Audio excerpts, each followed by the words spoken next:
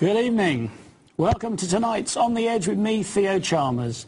Tonight's show is 2 hours long and live, so if you have any questions for my guests during the show, text them to 87778 with the word EDGE, a space, and then your name, location, and your message, and we'll try to pick up any that really hit the mark.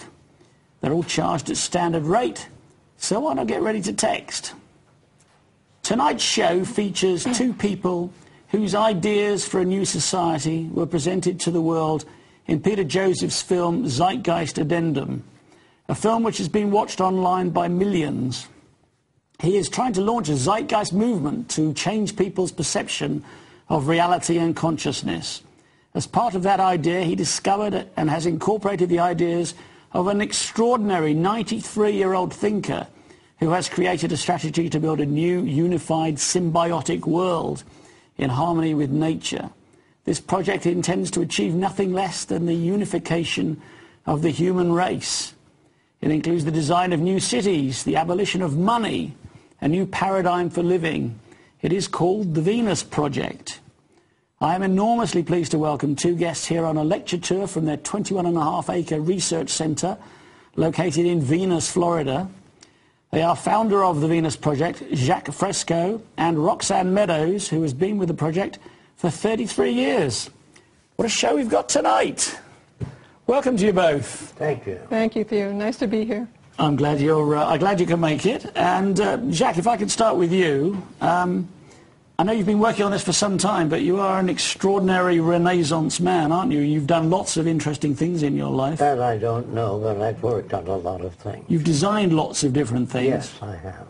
And how did you come to conceive of a new society? During the major depression in the States, there were people that bought new houses and new cars, and the banks failed. You have to forgive me for asking, which depression, Jack?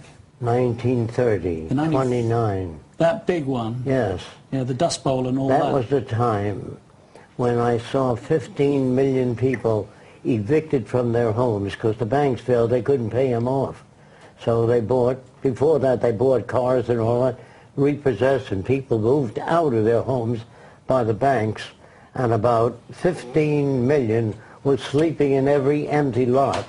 I was just a kid then, 12, 13 years old, and I looked around at all these people. My dad was an agronomist, a sort of an agriculturist, and he was one of the first guys laid off, and he tried to get a job, but there was no openings, and he was addicted. Where were you, Jacques?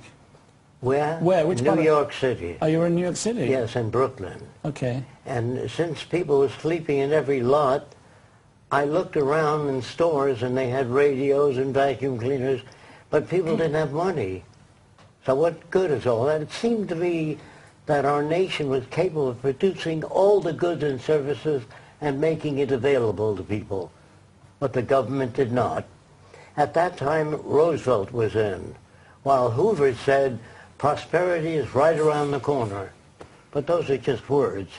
I've learned then that politicians say things people like to hear. And if they're good at it, they can get elected. Theologians say things that people want to hear. They're there, everything's going to work out all right, don't worry about it, the Lord will provide. And that sort of thing is the dependency of people needing that kind of information. But I found out in reading scientific books and journals that scientists do not speak to win approval. If the majority of people believe the earth is flat, they come right out and they say, this is the evidence we have to prove it's round. Now, they don't say it's a little round and a little flat. Then you get along with everybody.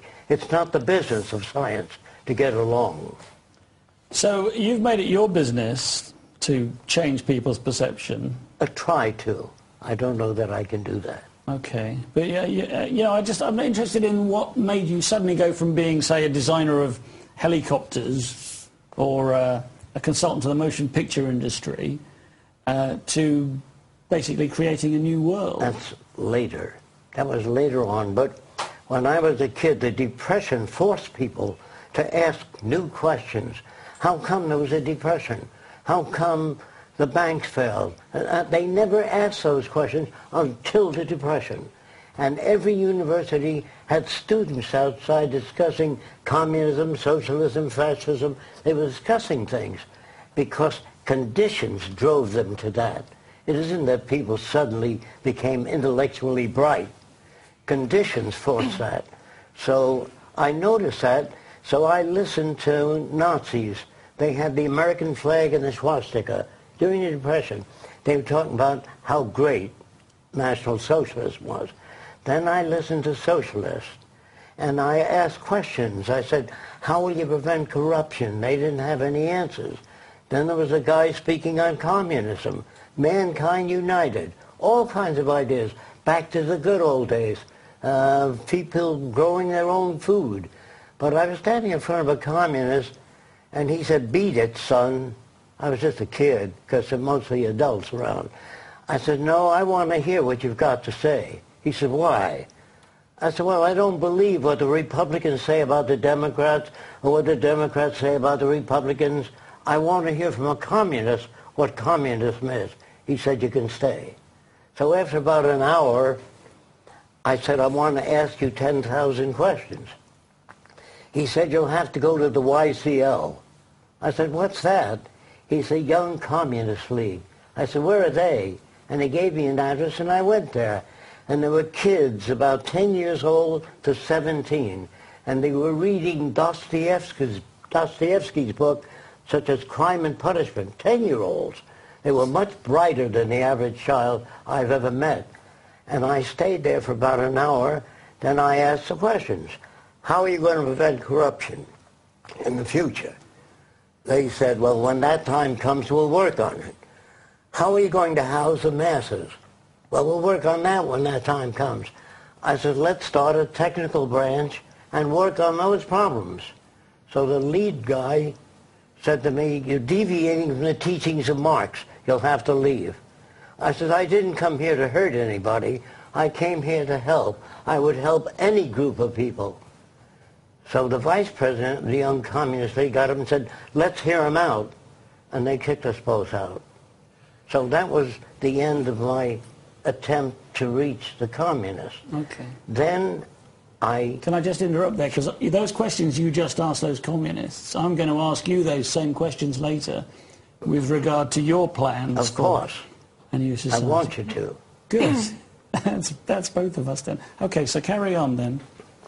Then I started, in attending religious sessions, the minister said how wonderful the divine plan was. God makes it rain to make the plants grow. So I raised my hand. I said, why does it rain at sea?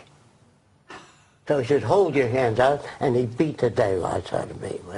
And I didn't understand him. I thought he was kind of stupid individual. He should have said, well, maybe I never thought of that. That's interesting. So I wanted answers. I don't want to follow anybody, and I don't want anybody to follow me. If what I say makes sense, do it. If it doesn't, get off. To build a following where people admire you and walk around, that's dangerous. Okay. So I don't want to lead anybody. I just want to point out things, such as when World War II came about, being a kid, I just noticed that they were bombing the hell out of each other.